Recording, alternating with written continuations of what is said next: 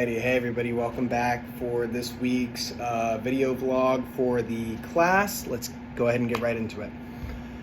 So for this week's home survival video, I wanted to talk about what I currently have at home and what I still need to improve before hurricane season. I'm currently at my Fort Myers residence, so I don't really have my hurricane preparatory stuff. All of my stuff is over in Broward County at my parents' house, so we're just going to go with the list and do it that way. So living in Florida, hurricanes are probably the biggest emergency that I've ever needed to prepare for. One of the most important things that I've learned is it's much easier to prepare a little bit ahead of time than it is to wait until the morning a storm is approaching and try and prepare. Pretty much all the supplies and anything you'll need will be gone. Right now, I keep several cases of bottled water at home, along with some canned food, peanut butter, rice, other non-perishable foods that can last me a long time. And I also try to keep extra batteries, flashlights, phone chargers, cables, portable battery packs, anything I need in case like power goes out. And then I do actually have one big diesel generator over at my house in Broward, because when the power goes out, you need to be able to produce some kind of electricity. Another important part of my emergency supplies is basic first aid kit stuff. So having bandages, antiseptic wipes, pain relievers, other medical supplies can be super helpful during a storm, because when you're bogged down for a week and you can't get out, God forbid, you get flooded in or whatever, it takes emergency staff time to get to you. You're gonna potentially need medical supplies in case an injury occurs.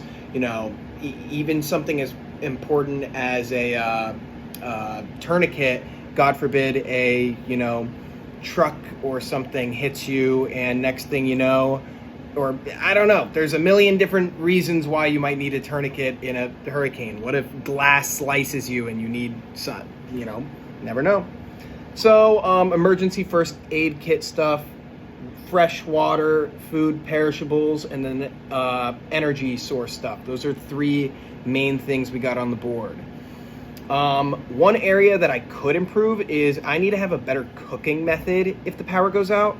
I have a portable camping stove, and that kind of helps, but it would be a lot easier if I had something along the lines of like an actual grill with propane. Would be nicer to actually be able to cook up a larger meal instead of just quick, portable stuff that you're making on a little camp stove. Something that I think is important in keeping, something that I think is super important to keep as well, is all your important documents with you. If you need to pick up and leave your home and you need to get out of the area really quickly, it's going to be important that you have all those documentations with you. What if your house gets completely wiped off the face of the map and your birth certificate, your social security card, all your important documentation is in that house and now it's gone?